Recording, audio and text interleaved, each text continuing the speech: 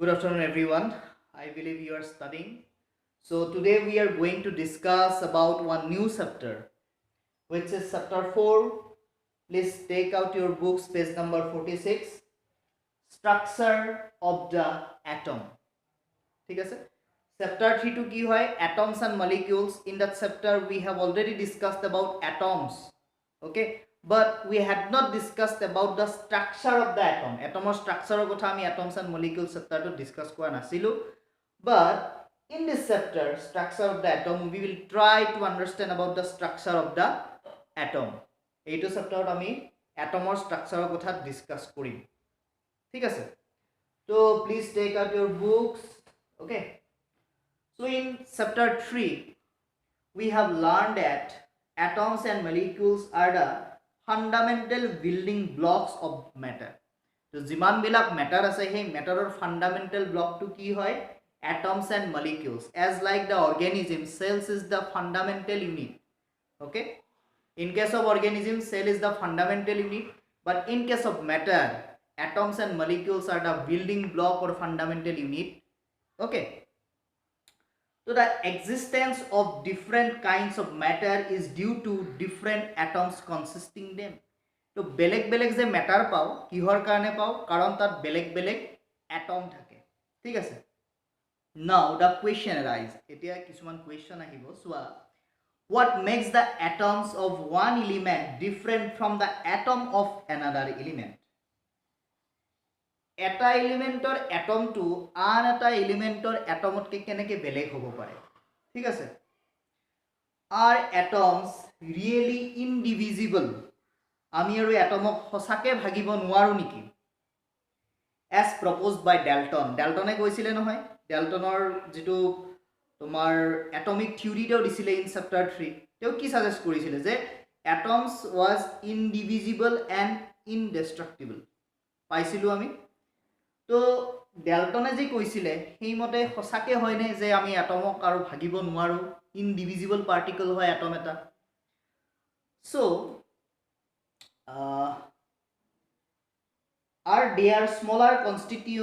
constituents inside the atom atomor bhitor aru kiba small constituent thaki ase niki kiba subatomic particles ase niki so we shall find out the answer of this question in this chapter so ei jibila question ami arise korisu ei gotei bila questioner answer ami ei chapter tot saboloi try korim thik ase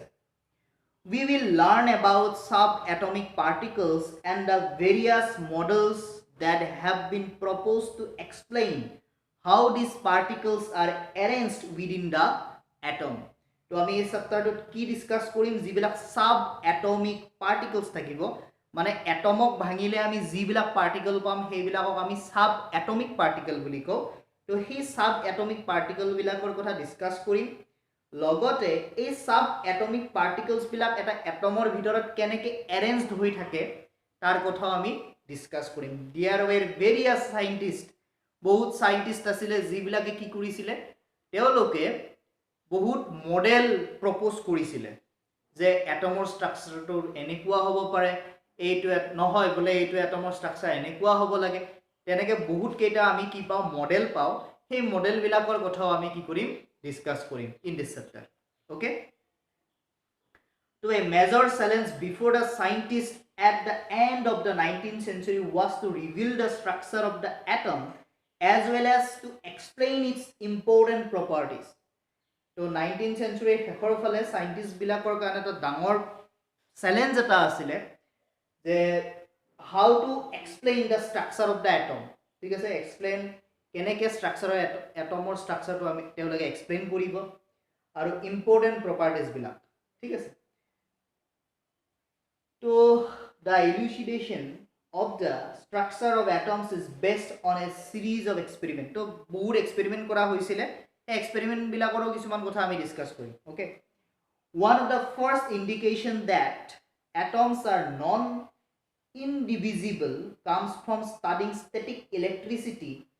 and the condition under which electricity is conducted by different substances যে atom বিলাক যে ইনডিভিজিবল নহয় তাক যে আৰু divide কৰিব পাৰো সেই কথাটোৰ ইণ্ডিকেশ্যন কোনে দিছিলে যেতিয়া আমি ষ্টেটিক ইলেক্ট্ৰিচিটি ডিছকাছ কৰিছিলোঁ যেতিয়া আমি ষ্টেটিক ইলেক্ট্ৰিচিটি ষ্টাডি কৰিছিলোঁ বা সাইন্টিষ্টবিলাকে ষ্টাডি কৰিছিলে তেতিয়া তেওঁলোকে গম পাইছিলে যে এটমটো ইনডিভিজিবল নহয় ইয়াক আৰু আমি ভাগ কৰিব পাৰোঁ লগতে যেটো কণ্ডাকশ্যন অফ ইলেক্ট্ৰিচিটি থাকিব কিবা এটা সাবষ্টেন্স লৈছোঁ ৱায়াৰ এটা লৈছিলোঁ ঠিক আছে এলুমিনিয়াম হোক আইৰণ হোক গ্ৰাফাইট হোক কিবা এটা ৱায়াৰ লৈছোঁ তাৰ মাজেৰে কি হৈছে ইলেক্ট্ৰিচিটি পাৰ হৈছে কেনেকৈ পাৰ হ'ল তো এইবিলাকে কি কৰিছিলে এটা ইণ্ডিকেট কৰিছিলে যে এটমবিলাক ইনডিভিজিবল নহয় এইবিলাককো আমি ডিভাইড কৰিব পাৰোঁ বুজি পাইছা ইয়ালৈকে তো চোৱা now we will discuss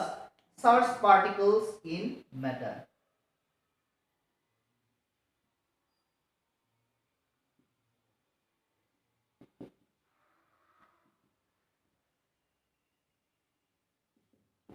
charged particles in matter matter কি charged particle থাকিব পাৰে বা থাকে so for understanding the nature of charged particle in matter let us carry out the following activities তো তলত এটা activity দিয়া আছে এই activity টোৰ পৰা আমি কি গম পাম charged particle যে matter থাকে সেইটো কথা গম পাম so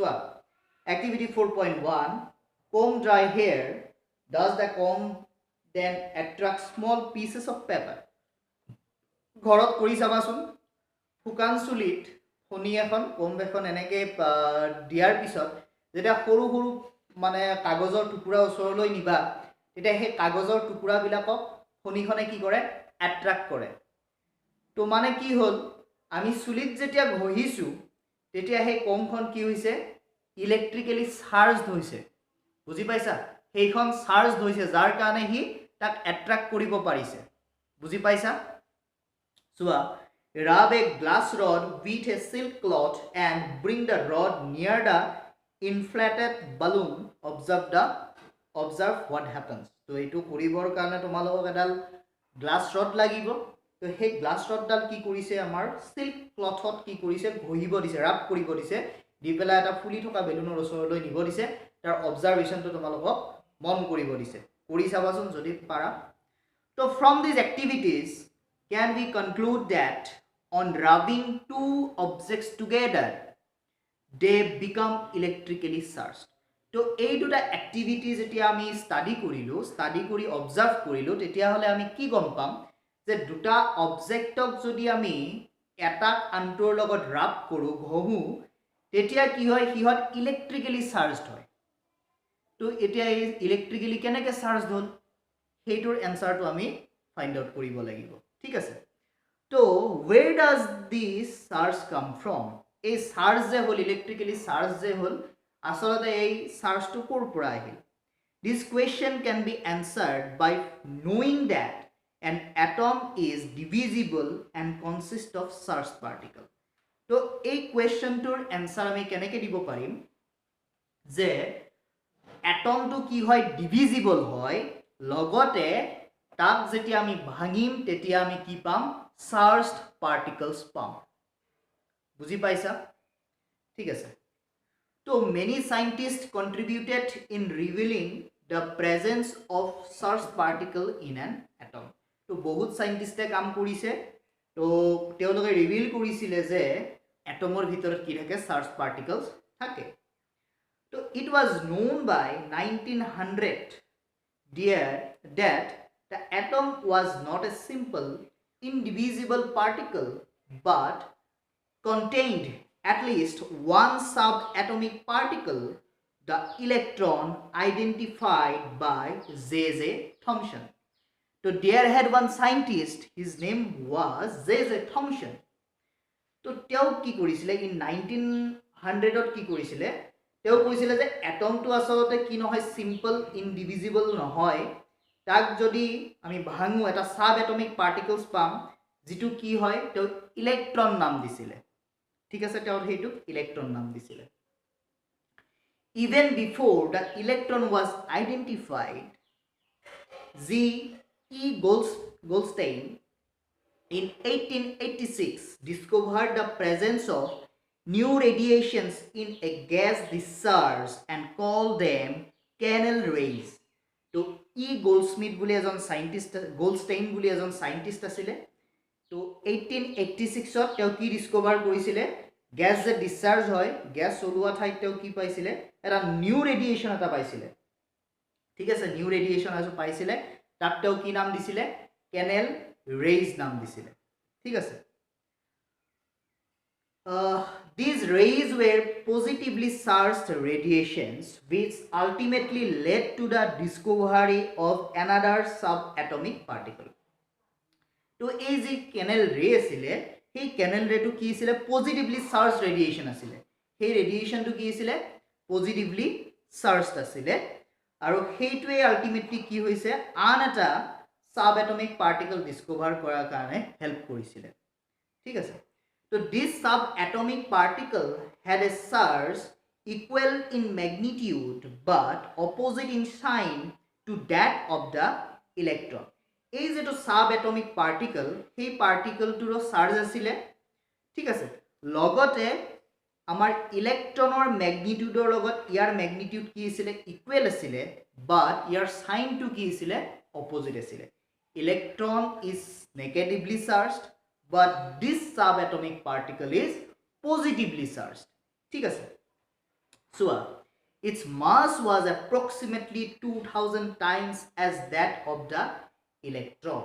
so year mass to কি 2000 times more than electrons ঠিক আছে so it was given the name of proton so he positively charged subatomic particles to কি নাম দিয়া হৈছিল protons ঠিক আছে তো in general an electron is represented as E negative electronক আমি কেনেকৈ লিখো এনেকৈ লিখা হয় because it's negatively charged গতিকে আমি কি লিখো E negative লিখো আৰু proton as P positive আৰু protonক আমি কি লিখো এনেকৈ লিখো ঠিক আছে চোৱা the mass of a proton is taken as 1 unit and its charge as +1 তো protonor massok কি বুলি লোৱা হয় 1 unit হিচাপে লোৱা হয় ঠিক আছে আৰু ইয়াৰ যেটো চাৰ্জ হয় এই চাৰ্জটো কি হ'ব পজিটিভ হ'ব +1 means positive the mass of an electron is considered to be negligible and its charge is -1 আৰু আমাৰ ইলেক্ট্ৰনৰ যেটো মাস সেইটো কি হয় খুব নেগলিজিবল হয় খুব কম হয় আৰু তাৰ চাৰ্জটো কি হয় নেগেটিভ হয় ঠিক আছে তাৰ চাৰ্জটো কি হ'ব নেগেটিভ হ'ব so it seemed highly likely that an atom was composed of protons and electrons mutually balancing their charges তো এটা এটমৰ ভিতৰত ইলেক্ট্ৰনৰ চাৰ্জ যিমান থাকিব যিমান ইলেক্ট্ৰন থাকিব সেম ম্যাগনিটিউডত কিমান থাকিব প্ৰোটন থাকিব মানে পজিটিভলি চাৰ্জ পাৰ্টিকলস থাকিব তো পজিটিভ আৰু নেগেটিভ যদি সমান হয় মানে এটমটো কি হ'ব নিউট্ৰেল হ'ব বুজি পাইছা সোৱা it also appeared that the protons were in the interior of the atom তো আমাৰ যেটো প্ৰোটন থাকিব প্ৰোটনটো এটমৰ একদম ইন্টেৰিয়ৰ পোৰশনত থাকিব ভিতৰত থাকিব for whereas electrons could easily be peeled off but not protons তো এটমৰ পৰা ইলেক্ট্ৰনটো আমি সহজে আঁতৰাই আনিব পাৰো বাট আমি কোনটো আঁতৰাই আনিব নোৱাৰো প্ৰোটনক আঁতৰাই আনিব নোৱাৰো ঠিক আছে but the big question was what sort of structure did these particles of the atom form তো এতিয়া সোৱা আমি কি গম পালো প্ৰোটনটো একেবাৰে ভিতৰত থাকিব ইলেক্ট্ৰনটো বাহিৰত থাকিব যাক আমি সহজে আঁতৰাই আনিব পাৰো তো ইহতে লগ লাগি এটমৰ স্ট্ৰাকচাৰটো কেনেকুৱা ধৰণৰ এটা স্ট্ৰাকচাৰ দিব ঠিক আছে ই এই সাব এটমিক পাৰ্টিকলস বিলাকে লগ লাগি পেলাই এটমৰ স্ট্ৰাকচাৰটো কেনেকুৱাকে দিব আমি এটা কথা গম পাইছো কি প্ৰোটনটো ভিতৰত থাকে ইলেক্ট্ৰনটো বাহিৰত থাকে ঠিক আছে তো we will find the answer to this question below তো এই স্ট্ৰাকচাৰৰ কথাটো আমি অকমান পিছত চাম তো there are some questions I will give you the answers so now the structure of an atom now we will discuss about the structure of an atom তো আমি কিছুমান সাইন্টিস্টে দিয়া আমাৰ এটমৰ মডেল বিলাকৰ কথা ডিসকাস কৰিম তিনিজন সাইন্টিষ্টৰ কথা ইয়াতে দিয়া আছে তিনিজন সাইন্টিস্টে এটমৰ স্ট্ৰাকচাৰটো কেনেকুৱা হ'ব তেওঁলোকে এটা কনসেপ্ট এটা দিছিলে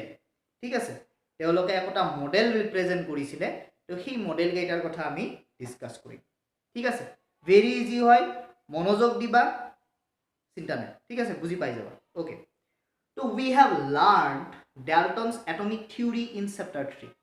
in chapter 3 we have already discussed about the Dalton's atomic theory কি ছিল অকমান ক্লাছৰ অকমান আগতে মই কৈছো যে which suggested that the atom was indivisible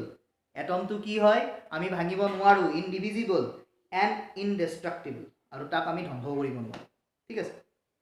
but the discovery of two fundamental particles electrons and protons inside the atom led to the failure of this aspect of Dalton's atomic theory তো Dalton যেটো theory দিলে যে আমি এটমক আৰু ভাঙিব নোৱাৰো কিন্তু যেটা ইলেক্ট্ৰন আৰু প্ৰোটন এই দুটা সাব এটমিক পাৰ্টিকল ডিসকভাৰ হল হোৱাৰ লগে লগে তেওঁৰ যেটো থিওৰি আছিল সেই থিওৰিটো কি হল ফেইল হল কাম নকৰা হৈ গল হয় না নহয় কন্ট্রাডিক্ট করিলে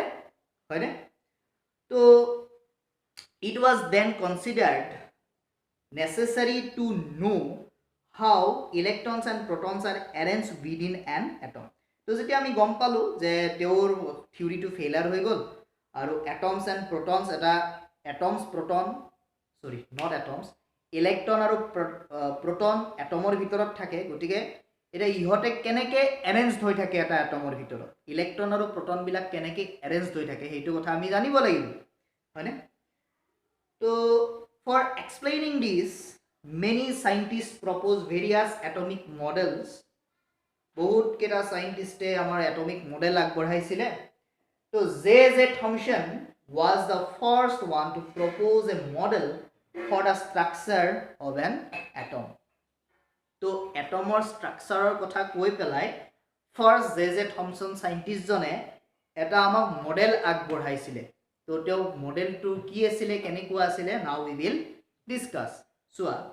Thomson's model of an atom থমসনে কি কৈছিল এটমৰ স্ট্ৰাকচাৰটো কেনেকুৱা হ'ব তেওঁ কি কৈছিল সোয়া Thomson proposed the model of an atom to be similar to that of a Christmas pudding মানে জানা spherical structure hoy Christmas pudding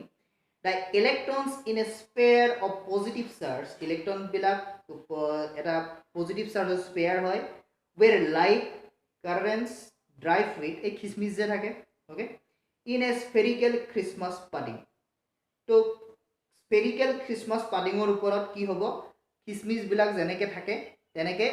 electron bilak thake boli koise এইটো কনসেপ্ট অকমান বুজিবৰ কাৰণে টান লাগিব পাৰে আমি সেকেন্ড এক্সাম্পলটো চাও হেটো তোমালোকে ইজি পাবা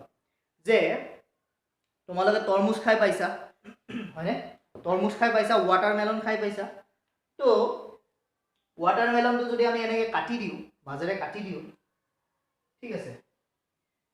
তো ইয়াতে তোমালোকে কিছুমান সিড দেখি পাবা সিড এনেকে কিছুমান সিড দেখি পাবা হয়নে তো এই যেটো ওয়াটারমেলন থাকিব ইয়াৰ যিখিনি ৰেড পোৰশন থাকিব মানে যিখিনি খাও আমি সেইখিনি কি কৈছে পজিটিভলি চাৰ্জ বুলি কৈছে মানে সেইখিনি কি হল প্ৰোটন বুজি পাইছা সেইখিনি হ'ব কি প্ৰোটন তো যিখিনি আমাৰ খাব পৰা অংশ ৰঙা অংশ সেইখিনি পজিটিভলি চাৰ্জ আৰু যিখিনি সিড থাকিব সেই সিড বিলাক কি হ'ব নেগেটিভলি চাৰ্জ বুজি পাইছা তো থমসনে হেই কৈছিল যে পজিটিভলি চাৰ্জড প্ৰোটন বিলাকৰ মাজত আমাৰ নেগেটিভলি চাৰ্জ ইলেক্ট্ৰন বিলাক এমবেডেড হৈ থাকে তেওঁ তেনেকৈ কৈছিল তো হেই কৈছে মই কোৱা কথাখিনি চোৱা তো we can think of a watermelon the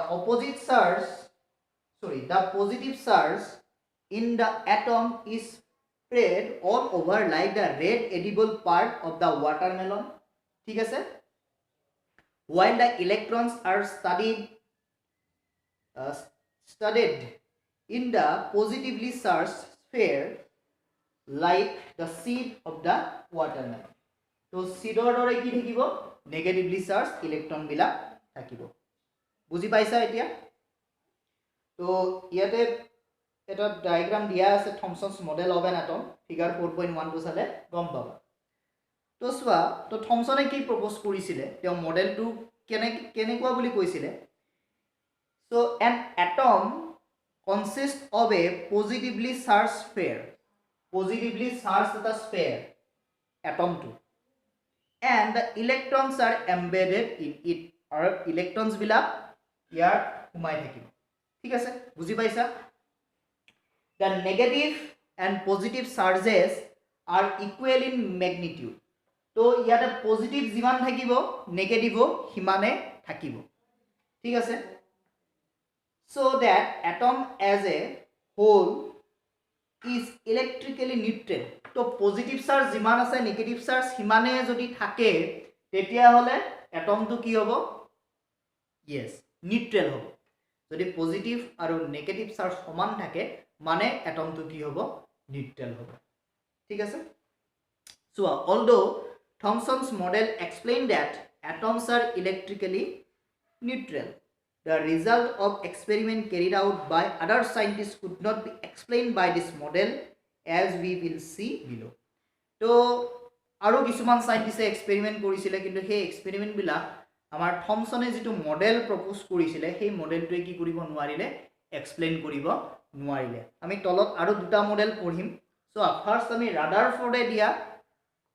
মডেলটো পঢ়িম তো নাও we will discuss about the Rutherford's model of an atom তো ৰাদাৰফৰ্ডে কি কৈছে সোৱা Ernest Rutherford was interested in knowing how the electrons are arranged within an atom তো ৰাদাৰফৰ্ড কিহৰ ওপৰত interest আছিল তো জানিব বিচাৰিছিল যে ইলেক্ট্ৰন বিলাক আসলতে এটমৰ ভিতৰত কেনেকে arranged হৈ আছে ঠিক আছে Rutherford designed an experiment for this তো তেওঁ এটা এক্সপেৰিমেন্ট ডিজাইন কৰিছিলে তেওঁ এটা এক্সপেৰিমেন্ট কৰিছিলে বহুত ইন্টাৰেষ্টিং হয় সোৱা In this experiment, fast moving alpha particles were made to fall on a thin gold foil. So, gold কি হয়? Goldক আমি একেবাৰে পাতল এটা হেৰি লৈকে কনভাৰ্ট কৰিব পাৰো হয়নে নহয়? তো এই গোল্ডৰ এটা ফয়েল লৈছিলে, গোল্ডৰ ফয়েল লৈছিলে আৰু সেই গোল্ডৰ ফয়েলৰ ওপৰত কি পৰিব দিছে? ফাষ্ট মুভিং আলফা পাৰ্টিকলছ পৰিব দিছে। কিয় দিছে সোৱা এতিয়া এক্সপেৰিমেন্টটো কেনেকৈ কৰিছিলে সোৱা? So he selected a gold foil because he wanted as thin a layer as possible. Jiman pari himan komor thin layer eta teo bisarisile. Hei karone teo gold foil loisile. Aru tomaloke jana metalor eta ki hoy? Bahut patol heri loike ami convert koribo paru gold to. Thik ase. So this gold foil was about 1000 atoms thick. Mane ধৰা এটো gold foil ঠিক আছে মোৰ হাতখন এটো gold foil ইয়াতে কিমানটা atom আছে 1000 এটম আছে বুজি পাইছা ইয়াতে 1000 এটম আছে বুজি পাইছা 1000 এটম লগ লাগি পেলাই এটা কি ফর্ম কৰিছে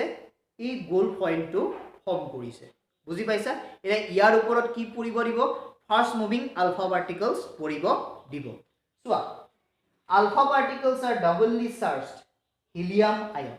তো এটো ডি আধানযুক্ত বুলি কও doubly charged হয় এটো কিহৰ আয়ন হিলিয়ামৰ আয়ন হিলিয়াম নামৰ এটা এলিমেন্ট আছে তো since they have a mass of 4u ইয়াৰ মাস কিমান 4u the fast moving alpha particles have a considerable amount of energy তো ইয়াৰ যেহেতু মাস আছে ফাস্ট মুভিং কৰে গতিকে ইয়াৰ এটা কি ৰাখিব air considerable amount of energy thakibo so it was expected that alpha particles would be deflected by the subatomic particles in the gold atoms to etu ki expect korisile teo je alpha particle bilakok ki koribo deflect koribo atomor bitorot thoka subatomic particles bilake jetia atomor majere ami kiba ta pothai dim এটা কিবা particle পঠাই দিম ঠিক আছে তো পঠাই দিলে ইয়াৰ ভিতৰত যিখিনি সাব এটমিক পাৰ্টিকেল থাকিব সেইটোৱে কি কৰিব ইয়াক ডিফ্লেক্ট কৰিব বুজি পাইছা তো সেইটো এক্সপেক্ট কৰিছিলে তো কিন্তু চোৱা since the alpha particles were much heavier than the protons তো আমি এটমৰ ভিতৰত proton থাকে বুলি গম পাইছো আগতে ঠিক আছে তো যেহেতু protonৰ মাছতকে ইয়াৰ মাছটো বেছি alpha particle গতিকে he did not expect to see large deflection তেওঁ আশা কৰা নাই যে বেছি ডিফ্লেকশন হ'ব কাৰণ যেটো পঠাই আছে হেতু বহুত হেভিয়াৰ হয় তাৰ এনাৰ্জিও বেছি আছে ঠিক আছে তো protonটো বেছেৰা এনে হি এটমৰ মাজত সোমাই আছে হয়নে নহয় তো বেছি ডিফ্লেকশন এটা তেওঁ এক্সপেক্ট কৰা নাই তথাপি তেওঁ কি অবজাৰভেশন কৰিছে চোৱা তো ইয়াতে যেটো ডায়াগ্ৰাম দিয়া আছে কিতাপত তো তেনেকে তেওঁ আলফা পাৰ্টিকলছ বিলাক পঠাই আছে তাৰ পৰা তেওঁ অবজাৰ্ভ কৰিছে কি অবজাৰ্ভ কৰিছে চোৱা but the alpha particle scattering experiment gave totally unexpected result তো যিখিনিয়ে আমি এক্সপেক্ট কৰি আছিলো যিখিনি তেওঁ এক্সপেক্ট কৰি আছিল তাৰ বিয়ন্ড তেওঁ ৰিজাল্ট পাইছে আনএক্সপেক্টেড কিছুমান ৰিজাল্ট পালে কি আনএক্সপেক্টেড ৰিজাল্ট পাইছে চোৱা the following observations were made তেওঁ তলৰ অবজাৰভেশনটো পাইছিল তলত দিয়া বস্তুবিলাক তেওঁ দেখি পাইছে চোৱা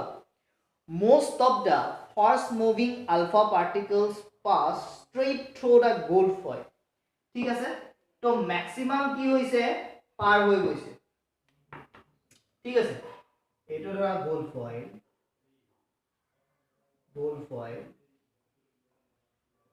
তো 1000 ইয়াতে আছে মই 1000 আকিব নোৱাৰো আজি ক্লাসটো গোটেই হৈ যাব ঠিক আছে তো ইয়াৰ মাজত যেতিয়া পাৰ কৰিছিলে তো most of the fast moving alpha particles এই আলফা পাৰ্টিকল বিলাক ডাইৰেক্ট পাৰ হৈ গৈছে ঠিক হৈছে ম্যাক্সিমাম কি হৈছে পাৰ হৈ গৈছে তো some of the alpha particles were deflected by the foil by small angles আৰু কিছু এমাউন্টত কি হৈছে কিছু ডিফ্লেক্ট কৰিছে এনেকুৱাকে কিছু ডিফ্লেক্ট হৈছে ঠিক আছে কিছু এমাউন্টত কি হৈছে ডিফ্লেক্ট হৈছে সারপ্রাইজিংলি চোৱা 1 out of every 12,000 particles appear to rebound বুজি পাইছা তো এই যদি আলফা পার্টিকলস আমি 12,000 পঠাইছো ঠিক আছে যদি 12,000 পঠোৱা হৈছে সেই 12,000 ৰ মাজত এটা পাৰ্টিকল কি হৈছে ৰিবাউন্ড হৈছে যেনেকে গৈছে তেনেকে 180 ডিগ্ৰী কি ৰিটাৰ্ণ মাৰিছে ঠিক আছে এনেকে গৈছে এনেকে গুছি আহিছে বুজি পাইছা চোৱা So in the words of Rutherford to heitu unexpected result to pai uthi pelai Rutherford ki koise chua this result was almost as incredible as if you fire a 15-inch shell at a piece of tissue paper and it comes back and hits you tissue paper jana hey tissue paper jodi ami guli kori diu hey guli tu goi pelai jodi ঘুৰি আহি তোমাক কি কৰে heart কৰে hit কৰে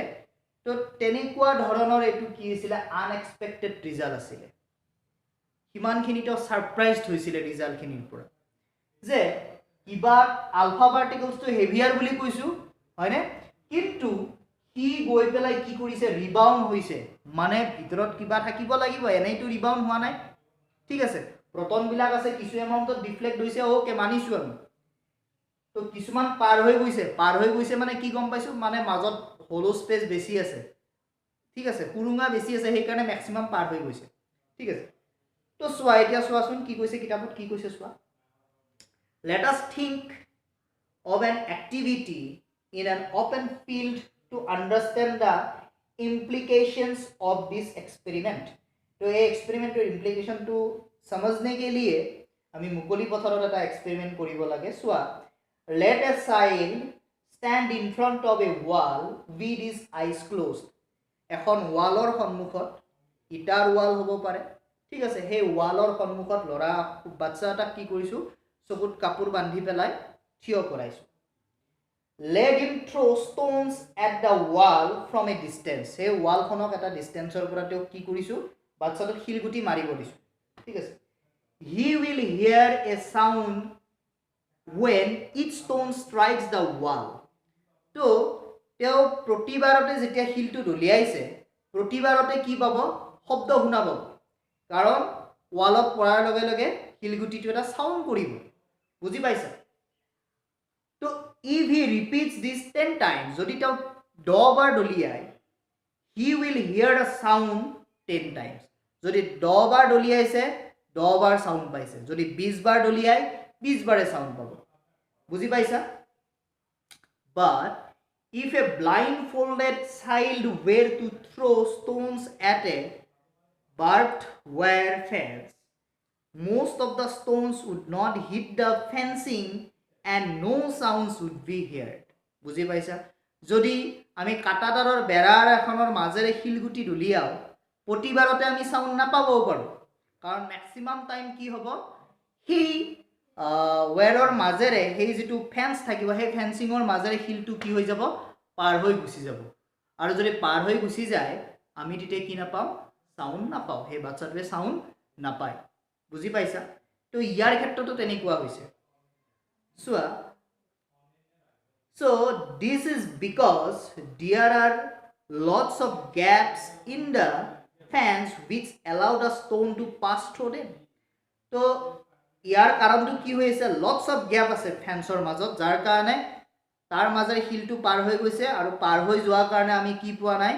আমি বা বাচ্চাটোৱে sound পোৱা নাই। ঠিক আছে? তো চোৱা, ফলোইং এ সিমিলাৰ ৰিজনিং, এতিয়া আমি সেম ৰিজনিং কৰিম এই এক্সপেৰিমেণ্টটোৰো। ৰাদাৰফোৰ্ডে যিটো এক্সপেৰিমেণ্ট কৰিছে, তো ৰাদাৰফোৰ্ড কনক্লুডেড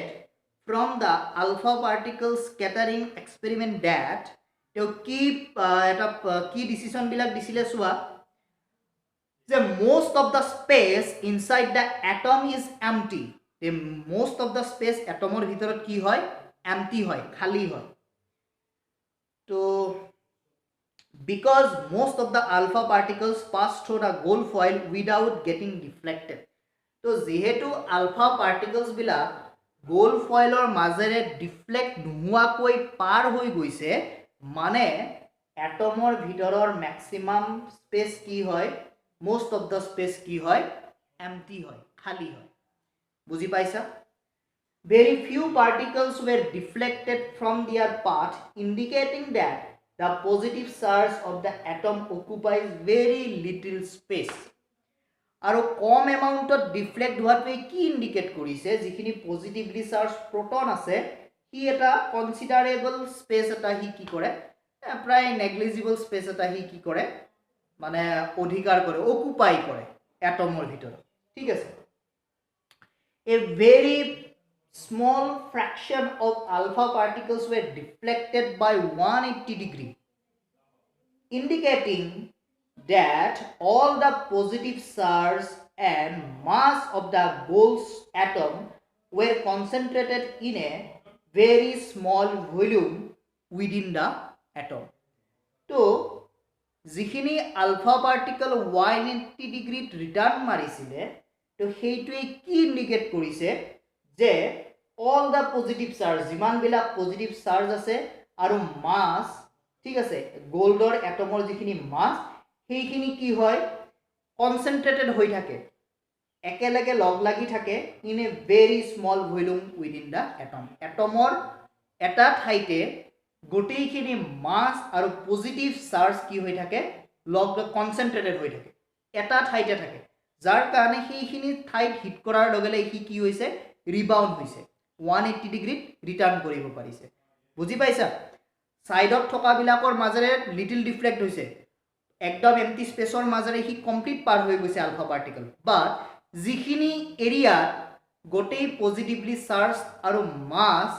একেলগে কনচেন্ট্ৰেটেড হৈ আছে, সেইখিনি ঠাইত আলফা পাৰ্টিকলটো পৰাৰ পিছত সি কি কৰিছে, ৰিবাউণ্ড কৰিছে, বা 180 ডিগ্ৰীত সি কি কৰিছে, ঘূৰি আহিছে, ৰিটাৰ্ণ কৰিছে। বুজি পাইছা? চোৱা, তো from the data he also calculated that the radius of the nucleus is about 10 to the power 5 times less than the radius of the atom. তো তেওঁ গোটেই এক্সপেৰিমেণ্টৰ পৰা আৰু এটা ক্যালকুলেট কৰিলে, যে এটমৰ যিটো ৰেডিয়াছ, সেই ৰেডিয়াছটো 10 to the power 5 time less. ঠিক আছে? সৰি, আমাৰ এটমৰ যিটো ৰেডিয়াছ, সেই ৰেডিয়াছতকে যিটো নিউক্লিয়াছ থাকিব, সেই নিউক্লিয়াছৰ ৰেডিয়াছটো 10 to the power 5 টাইমছ কি হ'ব, লেছ হ'ব, সৰু হ'ব। বুজি পাইছা যে এটমটো যদি ইমান ডাঙৰ হয় ঠিক আছে 10 to the power 5 times small হ'ব লেজ হ'ব তাৰ কি নিউক্লিয়াছটো বুজি পাইছা নিউক্লিয়াছটো 10 to the power 5 টাইমছ লেজ হ'ব আমাৰ এটমৰ ৰেডিয়াছতকে নিউক্লিয়াছৰ ৰেডিয়াছটো বুজি পাইছা yes very easy ইমান কমপ্লিকেটেড নহয় তো চোৱা on the basis of his experiment Rutherford put forward the nuclear model of an atom which had the following features তো তেওঁ যেটো এক্সপেৰিমেন্ট কৰিলে সেই এক্সপেৰিমেন্টৰ ওপৰত কি কৰিছে তেওঁ কিছুমান তেওঁ নিউক্লিয়াৰ মডেল এটা কি কৰিলে প্ৰপ'জ কৰিলে তেওঁ পুট ফৰৱাৰ্ড কৰিছে আগবঢ়াইছিলে নিউক্লিয়াৰ মডেলটো তো তলৰ ফিচাৰ্ছ বিলাক আছিল ঠিক আছে তো তলৰ ফিচাৰ্ছ বিলাক আমি কি পাও এতিয়া চোৱা তো তো কি ফিচাৰ্ছ বিলাক দিছে চোৱা এতিয়া যে there is a positively charged ঠিক আছে there is a positively charged center in an atom called the nucleus ঠিক আছে তো এটা পজিটিভলি চাৰ্জ চেণ্টাৰ এটা থাকিব এটমৰ ভিতৰত আৰু সেইটো কি কৈছে নিউক্লিয়াছ তেওঁ নাম দিছে ঠিক আছে তো নিউক্লিয়াছটো কি হ'ব পজিটিভলি চাৰ্জ হ'ব ঠিক আছে তো নিয়াৰলি all the mass of an atom resides in the nucleus ঠিক আছে তো যিমান বিলাক মাছ থাকিব এটমৰ সেইটো কোট থাকিব নিউক্লিয়াছৰ ভিতৰতে থাকিব নিউক্লিয়াছতে থাকিব গোটেইবিলাক মাছ the electrons revolve around the nucleus in circular path আৰু ইলেক্ট্ৰনটো কি হ'ব সাৰ্কুলাৰ পাথত নিউক্লিয়াছৰ চাৰিওফালে ঘূৰি থাকিব ঠিক আছে the electrons revolve around the nucleus in circular path the size of the nucleus is very small as compared to the size of the atom তো এটমৰ সাইজতকে নিউক্লিয়াছৰ সাইজটো বহুত কম হ'ব বা সৰু হ'ব ঠিক আছে তো আমাৰ ৰাদাৰফৰ্ডে যেটো এক্সপেৰিমেন্ট কৰিলে সেই এক্সপেৰিমেন্টটো কৰি উঠি পেলাই তেওঁ যিখিনি তেওঁ মডেলটো আগবঢ়াইলে ঠিক আছে তেওঁ যিখিনি কথা ক'লে সেই কথাবিলাকৰ কিছুমান ড্ৰবেক থাকি গ'ল ঠিক আছে তেওঁ দিয়া মডেলটোৰ কিছুমান ড্ৰবেকস থাকিল তো সেই ড্ৰবেক বিলাক কি now we will discuss so what are the drawbacks of Rutherford's model of the atom so Rutherfordৰ atomic modelৰ কি drawback আছে চোৱা the revolution of the electron in a circular orbit is not expected to be stable তো যেতিয়া তেও কি কৈছিলে electron বিলাক নিউক্লিয়াছৰ চাৰিওফালে ৰিভলভ কৰিব বুলি কৈছিলে ঠিক আছে তো সাৰ্কুলাৰ অৰবিটত যদি ইলেক্ট্ৰন বিলাক ঘূৰি থাকে মানে হি কি নহব ষ্টেবল নহব ঠিক আছে চাৰিওফালে অৰবিটৰ চাৰিওফালে ঘূৰি আছে ইলেক্ট্ৰন বিলাক তো হেইটো কি নহব হি ষ্টেবল নহব কিয় নহয় যেতিয়া সাৰ্কুলাৰ পাথ এটাত কিবা এটা বস্তু ঘূৰি থাকে তাৰ ভেলোসিটি এভৰি সেকেন্ডত এভৰি মিনিটত কি হ'ব চেঞ্জ হৈ থাকিব এভৰি মোমেন্ট তাৰ যেটো ভেলোসিটি চেঞ্জ হ'ব আৰু ভেলোসিটি চেঞ্জ হোৱা মানে তাৰ কি চেঞ্জ হ'ব এক্সিলাৰেশন ঠিক আছে চেঞ্জ অফ ভেলোসিটি মিন্স এক্সিলাৰেশন আমি অলৰেডি ষ্টাডি কৰিছো হয়নে তো হি যদি অৰবিট এটা এনেকৈ ঘূৰি থাকে ইলেক্ট্ৰন এটা ঠিক আছে ইলেক্ট্ৰন এটা যদি ঘূৰি থাকে হি কেতিয়াও ষ্টেবল হ'ব নোৱাৰে কাৰণ তাৰ মাজত কি থাকিব এক্সিলাৰেশন থাকিব চেঞ্জ অফ ভেলোসিটি থাকিব বুজি পাইছা তো any particles in a circular orbit would undergo acceleration যি কোনো পাৰ্টিকল যেতিয়া এটা অৰবিটত সাৰ্কুলাৰ পাথত ঘূৰিব তাৰ কি থাকিব এক্সিলাৰেশন থাকিব ঠিক আছে ডিউৰিং এক্সিলাৰেশনৰ সময়ত কি হ'ব charge particles would radiate energy তো ঘূৰি থাকোতে হি কি হ'ব চাৰ্জ পাৰ্টিকল বিলাকে এনাৰ্জি ৰেডিয়েট কৰিব এনাৰ্জি ৰিলিজ কৰিব হি এটো এনে ঘূৰি থাকিব নোৱাৰে হি এনাৰ্জি তাৰ অপচয় হ'ব খৰচ হ'ব ৰেডিয়েট কৰিব ওলাই যাব তাৰ পৰা বুজি পাইছা তো does the revolving electron would lose energy and finally fall into the nucleus তো তো এটা সময়ত ইলেক্ট্ৰনটো ঘূৰি ঘূৰি কি হ'ব এনাৰ্জি লছ কৰি হি কি হ'ব এটা সময়ত নিউক্লিয়াছৰ ভিতৰত পৰি যাব বুজি পাইছা তো if these were so যদি এইটোৱেই হয় কি হ'ব চোৱা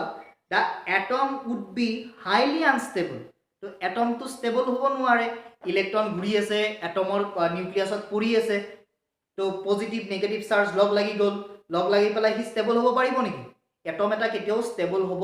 নোৱাৰিব যদি ৰাডাৰ বোৰ্ডে কোৱা মতে ইলেক্ট্ৰন বিলাক এনেকৈ ঘূৰি থাকে ঠিক আছে তো যদি এটম আনষ্টেবল হয় ঠিক আছে যদি এটমে আনষ্টেবল হয় মেটাৰ বিলাক ষ্টেবল হ'ব নেকি কাৰণ এটম বিলাকেই লগ লাগি মেটাৰ ফৰ্ম কৰি আছে হয়নে যদি তাৰ ফান্ডামেন্টেল ইউনিট বা কনস্টিটুয়েন্ট পাৰ্টিকলছ বিলাকেই যদি আনষ্টেবল হয় এজ এ হোল মেটাৰ বিলাক আমি যেনেকৈ দেখি আছো সেইবিলাক ষ্টেবল হ'ব পাৰিব নেকি অবভিয়াছলি নোৱাৰে বুজি পাইছা তো এইবিলাক তোৰ ড্ৰবেক্স আছিলে ৰাদাৰফোৰ্ডৰ তো the atom should be highly unstable and hence matter would not exist in the form that we know তো মেটাৰক আমি যেনেকৈ জানো সেই ধৰণে হি ষ্টেবল হ'ব নোৱাৰিব যদি এটম বিলাক আনষ্টেবল হয় বুজি পাইছা এতিয়া তো we know that atoms are quite stable আমি কি জানো এটম বিলাক ষ্টেবল হয় ঠিক আছে এই ৰাডাৰ বোৰ্ডে কি ক'লে যে নিউক্লিয়াছ গোটেইবিলাক পজিটিভ মাছ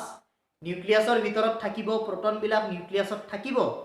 ঠিক আছে আৰু নিউক্লিয়াছৰ সাইজটো এটমৰ সাইজতকে 10 to the power 5 times less হ'ব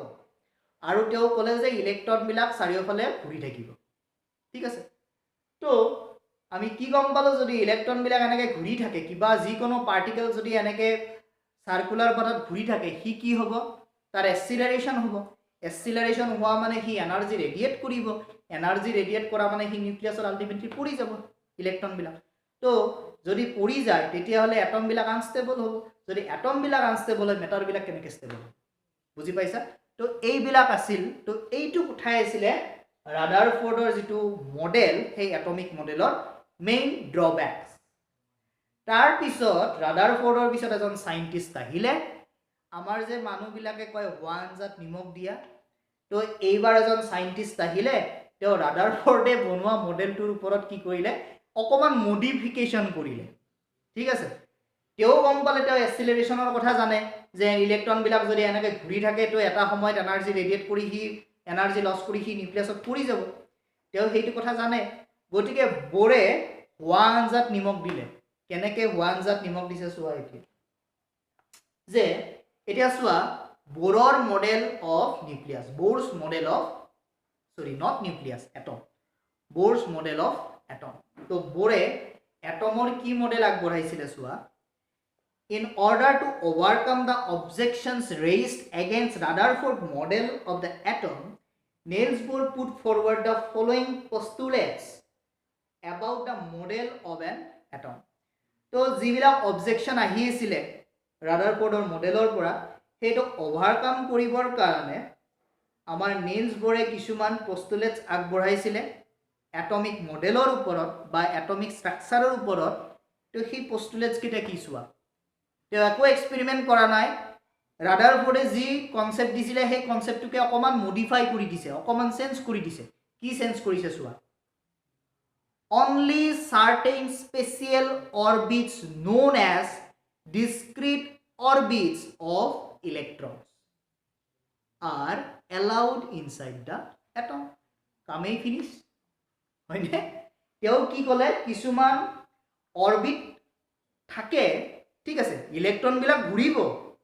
কিন্তু কিছুমান এলাউড হে অৰবিট থাকে হি এটা অৰবিটৰ পৰা বেলেগ এটা অৰবিটত জাম্প কৰিব নোৱাৰে বুজি পাইছা কিছুমান অৰবিট থাকিব যিটো ডিসক্ৰিট অৰবিট হয় ইলেক্ট্ৰনৰ ডিসক্ৰিট অৰবিট তো এটা এটমৰ ভিতৰত কিছুমান এটা মানে প্ৰতিটো এটমৰ কাৰণে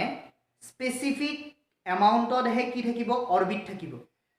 কিছুমানত 5টা থাকিব পাৰে কিছুমানত 4টা থাকিব পাৰে কিছুমানত 3টা থাকিব পাৰে আৰু সেই অৰবিটৰ মাজেৰে হে ইলেক্ট্ৰন বিলাকে ৰিভলভ কৰিব ঠিক আছে ৰাদাৰফোৰ্ডে কৈছিলে যে ঘূৰি থাকিব এনে ঘূৰি থাকিব তেওঁ অৰবিটৰ কথাটো স্পেসিফিক্যালি মেনশন কৰা নাছিলে ডিসক্ৰিট অৰবিটৰ কথাটো তেওঁ মেনশন কৰা নাছিলে যাৰ কাৰণে সেইখিনি তেওঁ ড্ৰবেক্স হৈ ৰল তো নিলছ বৰে কি কৰিলে যে অরবিট থাকে হে অরবিট বিলাক কি হয় known as discrete orbit of electron discrete orbit হয় অনুমোদিত কিছুমান হে কক্ষপথ থাকিব আৰু সেইবিলাকক হে এলাউ কৰা হয় ঠিক আছে মানে এটম এটা স্পেসিফিক নাম্বাৰত হে কি থাকিব অৰবিট থাকিব আৰু সেই অৰবিটৰ মাজেৰে ইলেক্ট্ৰন বিলাক ঘূৰিব while revolving in discrete orbit the electrons do not radiate energy যেতিয়া ডিসক্রিট অরবিটত ঘূৰিব তেতিয়া হলে কি কি নকৰে এনাৰ্জি ৰেডিয়েট নকৰে হয়নে আমাৰ আৰ্থটো সানৰ চাৰিওফালে ঘূৰি আছে মাৰ্স ঘূৰি আছে প্লুটো ঘূৰি আছে তো এটা অৰবিটত ঘূৰি আছে ন এটা ডিসক্ৰিট অৰবিট আছে সেই অৰবিটত ঘূৰি আছে তো যদি ডিসক্ৰিট অৰবিটত ঘূৰে তেতিয়া হলে কি কি নকৰে এনাৰ্জি ৰেডিয়েট নকৰে আৰু এনাৰ্জি ৰেডিয়েট নকৰিলে কি আহি পেলাই মাজত পৰি যোৱাৰ কোনো ধৰণৰ চান্স নাথাকে ঠিক আছে তো নিলছ বৰে ৰাদাৰফোৰ্ডৰ যিখিনি কনসেপ্ট আছিলে সেই কনসেপ্টটো অকমান মডিফাই কৰি দিলে তেওঁ ডিসক্ৰিট অৰবিটৰ কথা মেনশন কৰা নাছিলে ৰাদাৰফোৰ্ডে তেওঁ ডিসক্ৰিট অৰবিটৰ কথা মেনশন কৰিলে ঠিক আছে তো যাৰ কাৰণে আজি আমি তেওঁৰ কথাও পঢ়িব লগা হৈছে হয়নে তো চোৱা this অৰবিটস R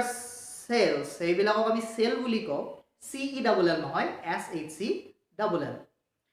are called energy level আৰু সেই সেল বিলাকক আমি এনাৰ্জি লেভেল বুলি কওঁ হায়াৰ ক্লাছত যেতিয়া যাবা কেমিস্ট্ৰি পঢ়িবা তেতিয়া কি এনাৰ্জি লেভেল এইবিলাকৰ কথা জানিব পাৰিবা এতিয়া সিম্পলি জানি থোৱা যিখিনি আমাৰ অৰবিট থাকিব এটা এটমত যিখিনি ডিসক্ৰিট অৰবিট থাকিব সেই অৰবিট বিলাকক কিছুমান নাম দিয়া হৈছে চোৱা কি নাম দিছে আৰু সেইবিলাকক এনাৰ্জি লেভেল বুলিও কওঁ তো ইলেক্ট্ৰনছ কেতিয়াবা এটা লেভেলৰ পৰা আন এটা লেভেললৈ জাম্প কৰে কেতিয়া কৰে কেনেকৈ কৰে পিছৰ ডাঙৰ হলে যেতিয়া পঢ়িবা কেমিস্ট্ৰি গম পাবা ঠিক আছে তো energy level in an atom R shown in তো কি নাম দিছে চোৱা these orbits or cells are represented by the letters A L M N or the numbers n is equal to 1 2 3 4 তো 1 2 3 4 বুলিও ক'ব পাৰো নহলে KLMN এইকেইটা হল সেলৰ নাম বা অৰবিটৰ নাম বুজি পাইছা so there are some questions I will give you the answers so last today we will discuss neutrons আমি ইলেক্ট্ৰন আৰু প্ৰটনৰ কথা বহুত পঢ়িলো ঠিক আছে এতিয়া নিউট্ৰন বুলিও এটা সাব এটমিক পাৰ্টিকলছ থাকে এটমৰ ভিতৰত তো নিউট্ৰন মানে কি চোৱা in 1932 J. Sandvik discovered another subatomic particle which had no charge and a mass nearly equal to that of a proton. So in 1932 J. Sandvik discovered করেছিল বেলেগ এটা subatomic particle যার কোনো ধৰণৰ চাৰ্জ নাথাকে ঠিক আছে আৰু ইয়াৰ মাছটো প্ৰায় প্ৰটনৰ সমান হয় ঠিক আছে It was eventually named as neutrons আৰু সেই subatomic particles টোকে আমি কি নাম দিলো পিছত কি নাম দিয়া হল neutrons নাম দিয়া হল ঠিক আছে তো neutrons are present in the nucleus of all atoms except hydrogen তো হাইড্ৰোজেনৰ বাহিৰে যিমান বিলাক এলিমেন্টৰ এটম থাকিব সেই এটম বিলাকত কি থাকে নিউট্ৰনটো নিউক্লিয়াছৰ ভিতৰত থাকে তো নিউক্লিয়াছৰ ভিতৰত কি থাকিব প্ৰোটন আৰু নিউট্ৰন থাকিব ঠিক আছে তো in general a neutron is represented as n আৰু আমি নিউট্রনক কি বুলি কও n বুলি কও ঠিক আছে the mass of an atom is therefore given by the sum of the masses of protons and neutrons present in the nucleus তো যেতিয়া আমি এটমৰ এটা মাস চাও তেতিয়া হলে কি হ'ব এটো সাম টোটাল হ'ব নিউট্ৰন আৰু প্ৰোটনৰ যেতিয়া মাছটো এড কৰিম সেইটোৱে কি হ'ব আমাৰ এটমটোৰ মাছ হ'ব ঠিক আছে তো that much is enough for today okay so if there will have any confusion then please feel free to ask me ঠিক আছে চেপ্টাৰটো বেছি টান নহয় okay so যদি কিবা সুধিব লগা থাকে তেতিয়াহলে সুধিবা okay thank you